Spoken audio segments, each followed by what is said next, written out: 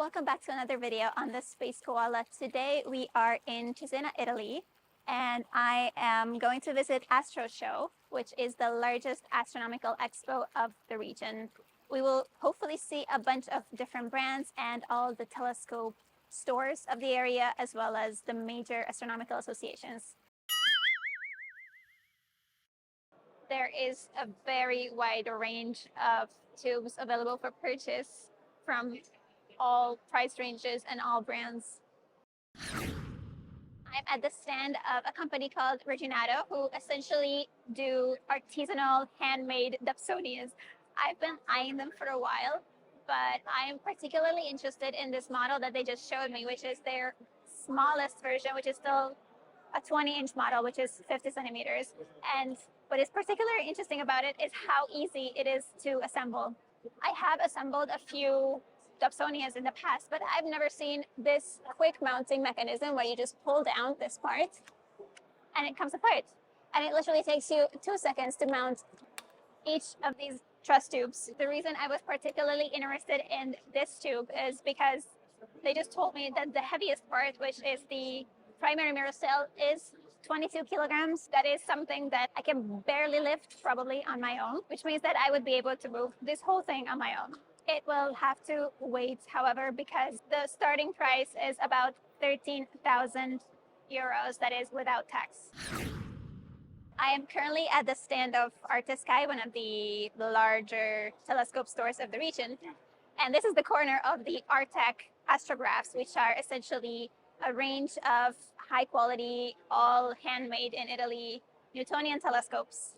I love seeing them because I actually have one at home. I got it a few months ago, and I have to say I've had some negative experiences with Newtonian telescopes in the past, and this has been the first one that I'm genuinely happy with because it is so much lower effort to set it up every time. I just put it in the car and it keeps the collimation every time, so I'm very happy with it. And I saw that they have a whole new range today. They're out with their brand new series, the Easy series, which is now lighter than ever, and it is super compact, and it is made for especially traveler astrophotography. It has been modified so that the same very sturdy focuser is now compatible with the ASI Air or any computer for that matter. And it is actually light enough that you can put it on a harmonic mount. You wouldn't even really need this counterweight on it. It has become a truly portable, high quality, handmade Newtonian astrograph.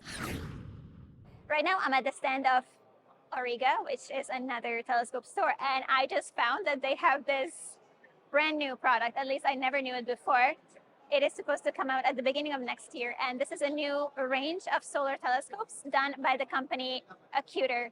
Acuter is a Chinese company that, as they told me, is a sister company of Skywatcher and Celestron. They have 2 new solar telescopes. One of them is for white light with an integrated neutral density filter. And the other one is a complete H-alpha telescope. So you have the refractor itself, which is a 70 millimeter doublet, and then you have a 40 millimeter etalon in the front that you can tune by turning it. And then you have the blocking filter at the back. They also have a new solar telescope mount. So this is alt azimuth with an integrated camera that helps you find the sun automatically, which is certainly an interesting option now with Coronado off the market. It is nice to see some new H-alpha options. It seems like we get to actually try it out because it is a sunny day, so let's see.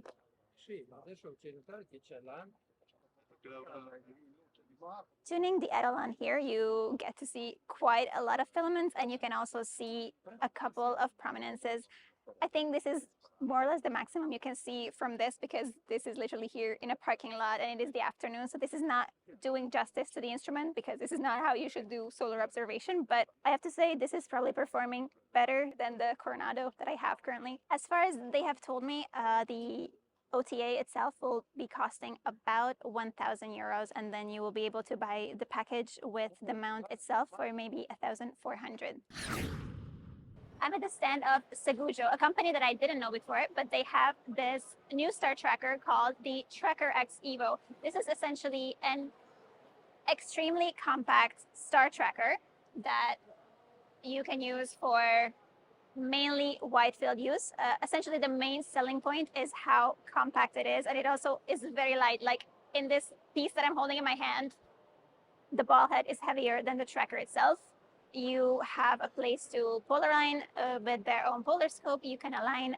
You put it on a tripod and you can shoot. It also connects to your camera with a shutter cable, and it communicates with your phone via Bluetooth. So they have their app where you can set up how many shots you want to take, and it's essentially a built-in intervalometer. So you can also do things like moving landscapes that are tracked. The price is also very interesting. They told me it costs 240 euros for the base model, and then on top for 30 euros you can also buy their admittedly very sturdy ball head. I'm at the stand of DeepLab, a company that has recently launched their new service of robotic telescopes that you can rent out online. Most of their instruments are in the southern part of Italy, but they are currently sending some equipment down to New Mexico under skies that are even darker than the ones they have currently. On the website, if you sign up, you can see the available telescopes. They already have a bunch of them, like they have some Newtonians, they have a large instrument of 35 centimeters as well, and they're all on different high-end equatorial mounts, such as the GM2000 or the JTW GTR. I'm at the stand of Tecnosky, and they have this whole series of owl refractors. And I know this very well because one of my first telescopes was actually the 130 f7 owl series, but now they have a whole family of owls. The new one is the SLD 180. This is a gigantic classic f7 apochromatic refractor. And then they have the new version of the telescope that I used to have, which was the 130, and this is the Astrographs series, which is a native f5, already corrected up to medium format. It is not easy to find a telescope that is corrected to medium format. I'm interested to see how that actually works. And then they also came out with a new Patzval Astrograph series in two sizes, 86 and 106 millimeters. I'm at the stand of ZWO, and I cannot believe my eyes that they have the famous CAA. At this point, it's been announced like 2 years ago, and I wasn't even sure if it was coming, but they have it, it's real. It is structured very similarly to the EAF in that it has a USB port, but at this point it is a USB Type-C, and it has a port for a hand controller. So I imagine that you will be able to purchase a hand controller separately and rotate your camera manually. It is not available yet for purchase, but it should be from the beginning of December. It looks very sturdy, a bit heavier than what I thought. And they also have the SeeStar S30, which has been available for pre-order since yesterday for $349, but it is the first time I'm getting to see it in person. It has a very low tripod underneath. It has a reset button. That's where you have the information for the Wi-Fi. Then you have the on-off button. You have a couple of status LEDs, and then it is currently open, covered by this piece of paper. And then here we have the two cameras, the top one being the wide angle camera, and then the bottom one being the actual 30 millimeter telescope opening.